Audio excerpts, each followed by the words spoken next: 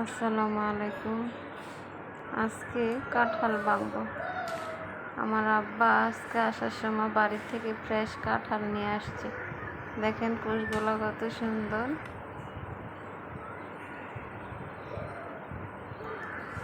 আসার কোনো প্ল্যান ছিল না, হঠাৎ করে দেখে কাঁঠাল পাইকা গেছে গাছে।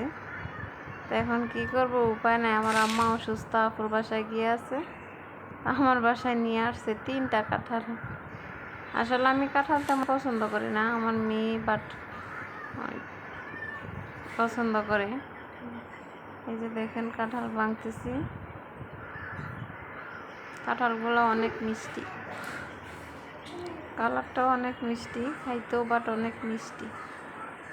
আসলে মেডিসিন ছাড়া জিনিস তো, নিজের গাছের ফল যেমনই হোক না কেন। এই যে দেখেন অনেক সুন্দর কাঁঠাল, মাশাআল্লাহ। খাইলে চলে আসেন। এই যে কাঁঠাল আমি আমার মেয়ে খাইতেছি কাঁঠাল। অনেক মিষ্টি।